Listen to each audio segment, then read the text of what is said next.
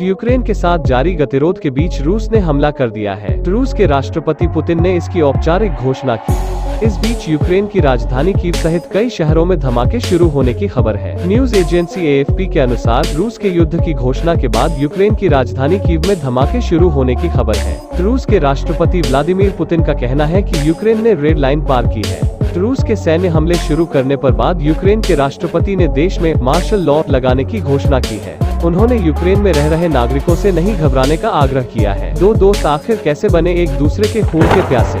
कब क्यों शुरू हुआ विवाद? आज की वीडियो में हम जानेंगे कहानी रशिया और यूक्रेन के दोस्त से दुश्मन बनने की। चलिए शुरू करते हैं। 1991 में USSR से अलग होने के बाद भी यूक्रेन रूस के साथ खड़ा था, लेकिन विवाद तब शुरू हुआ जब रूस ने साल 2014 में यूक्रेन के एक हिस्से को, जिसे क्रीमिया के नाम से जाना जाता है, पर हमला किया और उसे रूस में मिला लिया। रूस और यूक्रेन यूरोप के दो बड़े देश हैं। हालांकि रूस 17 मिलियन स्क्वायर किलोमीटर क्षेत्रफल में यूक्रेन से 28 गुना बड़ा है। अगर भारत से तुलना करें तो रूस भारत से 5 गुना बड़ा है, वहीं यूक्रेन भारत से 3 गुना छोटा है। जनसंख्या के मामले में भी रूस यूक्रेन से कहीं आगे है। रूस की जनसंख्या 14.4 करोड़ है, वहीं यूक्रेन की जनसंख्या 4.4 करोड़ है।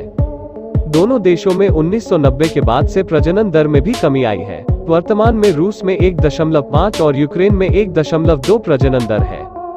भारत में यह 2.0 है और 2.1 को आदर्श प्रजनन दर माना जाता है, जिसे हर देश पाना चाहता है। रूस और यूक्रेन दोनों ही तेल और गैस के मामले में समृद्ध हैं।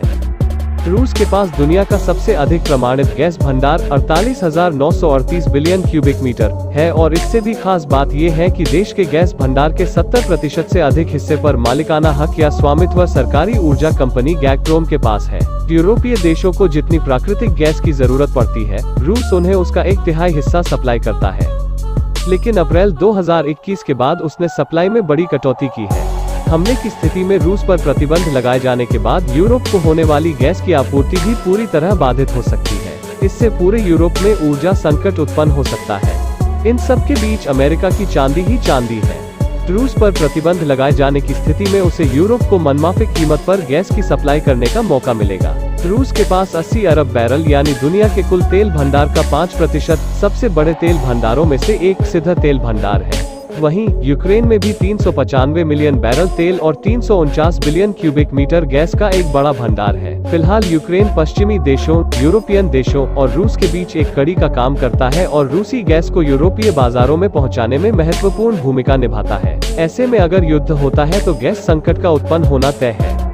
रूस के पास दुनिया की सबसे शक्तिशाली सेनाओं में से एक है और ये देश रक्षा पर खर्च करने वाले शीर्ष 5 देशों में शुमार है। साल 2020 में रूस ने अपनी सेना पर 61.7 अरब डॉलर खर्च किया, जो कुल सरकारी खर्च का 11.4% था। वहीं Stockholm International Peace Research Institute के मुताबिक इसकी तुलना में यूक्रेन ने अपनी सेना पर 5.9 अरब डॉलर या सरकारी खर्च का 8.8% हिस्सा खर्च किया। 1939 से 1945 तक दूसरा विश्व युद्ध चला और इसमें America, France, Soviet socialist Republic संघ, USSR और ब्रिटेन ने मिलकर इटली और जापान के खिलाफ जमकर युद्ध किया। इस दौरान 1945 में अमेरिका ने सबसे आगे निकलते हुए जापान पर परमाणु बम गिरा दिया और इसी के साथ दूसरा विश्व युद्ध भी खत्म हो गया। हालांकि यहाँ पर USSR को यह बात चुभ गई कि अमेरिका के पास इतने घातक हथियार थे, तो सहयोगी होने के नाते उसने बताया क्यों नहीं। यहीं से दोनों देशों के बीच शीत युद्ध की शुरुआत हुई और दोनों देश दुनिया के अन्य देशों को अपने पाले में करने के उद्देश्य से आगे बढ़े।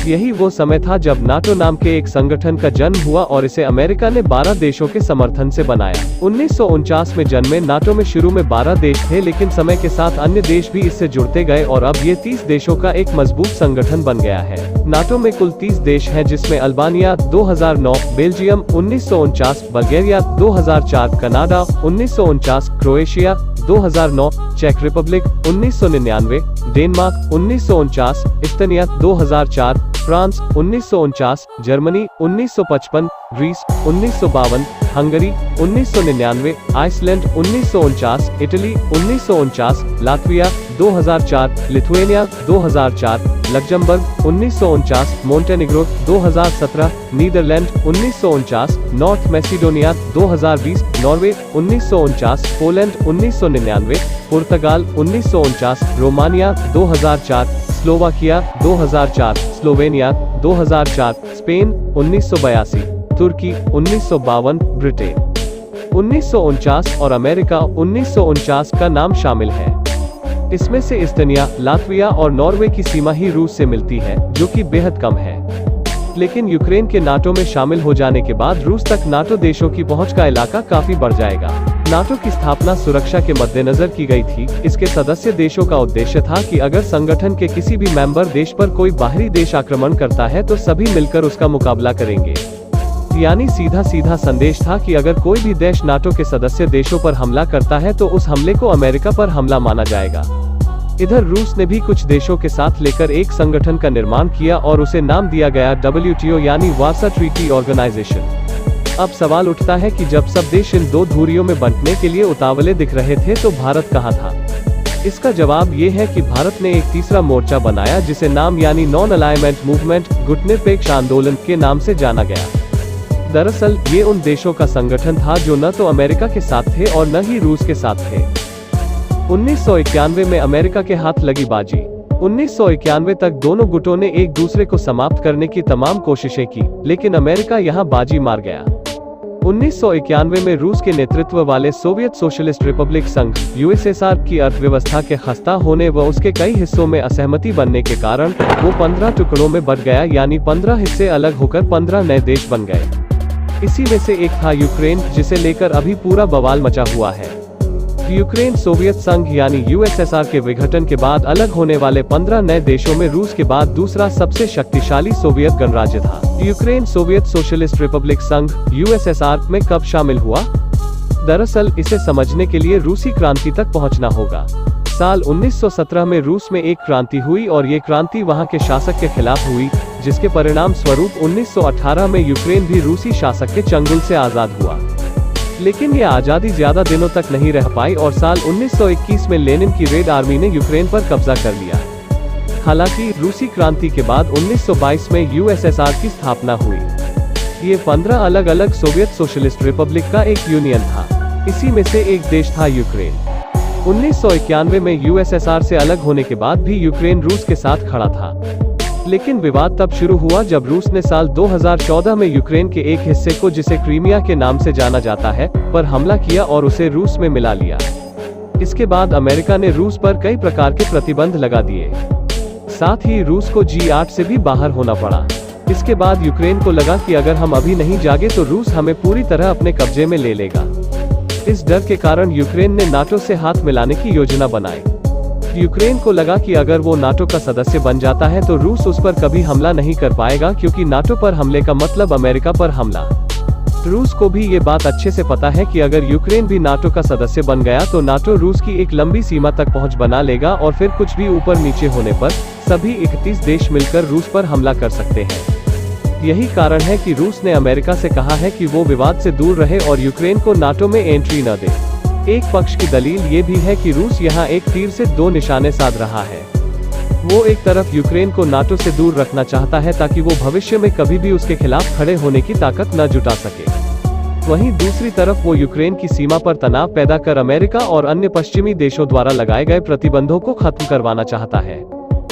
वर्तमान में यूक्रेन में एक गुट जिसमें नेता और वहां की जनता दोनों शामिल हैं, वो रूस में मिलने के लिए तैयार है।